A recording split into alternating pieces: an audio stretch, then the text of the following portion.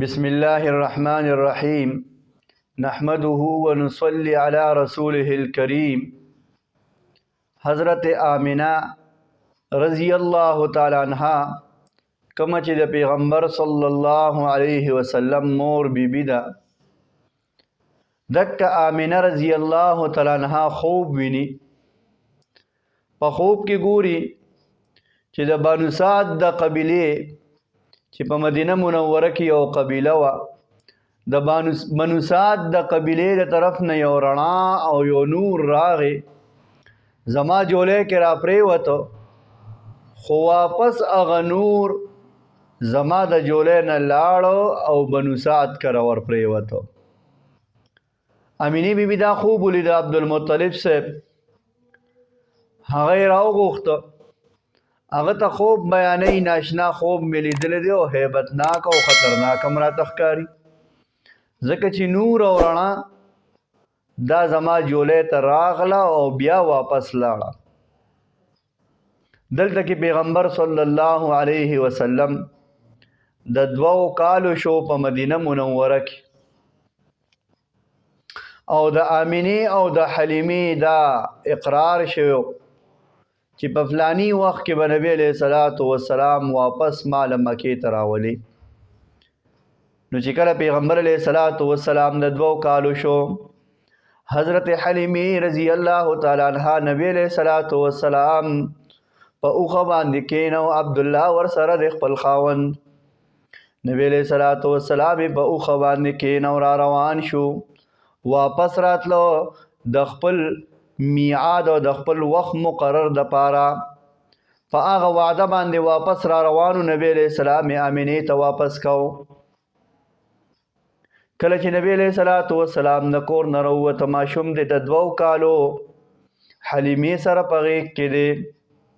شیما خورې دا وړه ماشوم هغه ورپسې جاړي بل ماشوم رورې دی هغه ورپسې جاړي نبی علیہ الصلوۃ والسلام د 2 کالو ماشوم دی ورته आवाज کوي اے بچی جاړما اے زما خوګرو ر جاړما زبدل واپس راځم سکار مې دی بیا راځم 2 کالو ماشوم او خرا روانه شوه امینې بیبي ته پته ولګېده چې د مدینې منورې نه خلک جوک در جوک قافلې را روانې دي جوک در جوک قافلې را روانې دي ماشومان خلک راولي دی عبدالمطلب صاحب توی اے بابا جی بار لاړ شه وګوره چې زما بچی محمد رسول الله را روان دی او کله نه دی را رسېدلی دا نه دی را رسېدلی ورشه معلومات وکړه تپوس وکړه خیال کوه چې محمد رسول الله تشریف راوړي زر مال راورسوه استقبال یې وکړه زما خوږ بچی دی زما ډېر یاد شوی دی په دې کې د آمینې د کور خواته د حلیمې قافله راورسېده د هغې اوښ راورسېده حلیمه بیبي عبدالله ته وایي خپل خاوند ته وایي اے عبدالله لږ صبر وکړه د دې بچي په طبیعت باندې ځان پوه کړه چې دا بچي کم طرف ته تلل غواړي په دې کې عبدالمطلب صاحب هم راورسېده ماشوم اوچت کو چې وی قتل محمد رسول الله کور طرف ته نه ګوري بلکې بیت الله ته ګوري عبدالله صاحب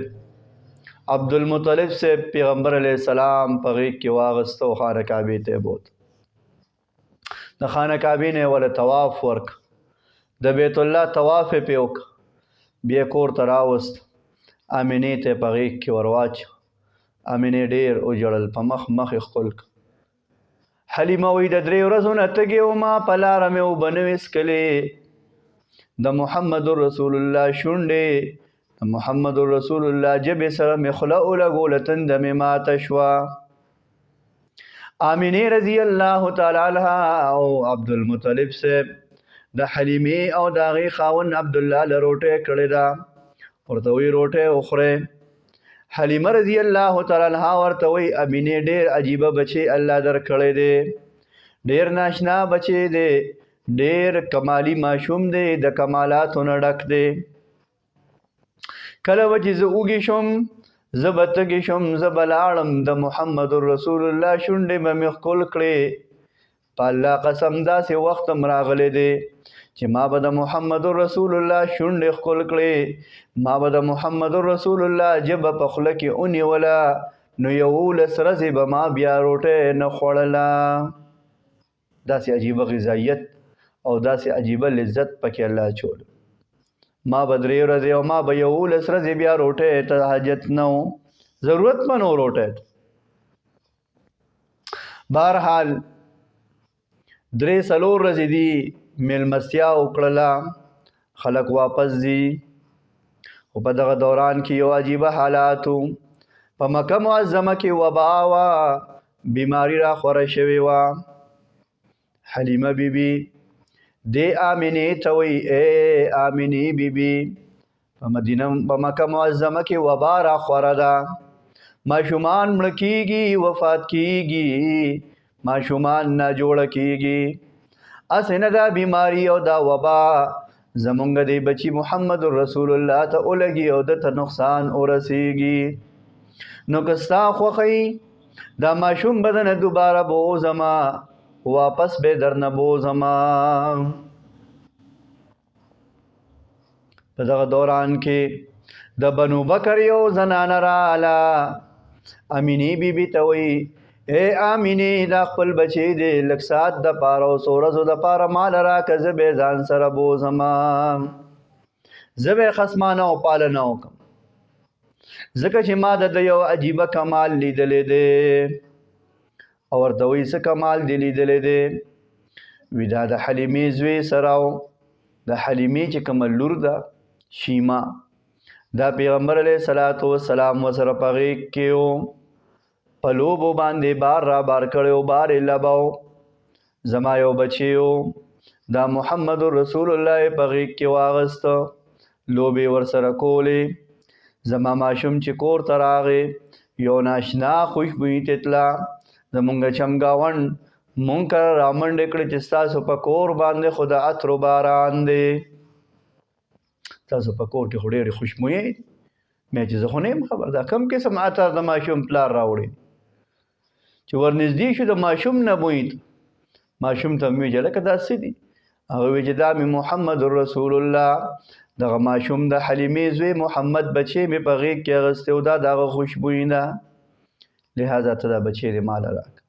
حلیمې وی نه. بهرحال امینه بیبي ورته وایي زه به د عبدالمطلب سره صلاح وکړمه. عبدالمطلب صاحب سره صلاح وکړه.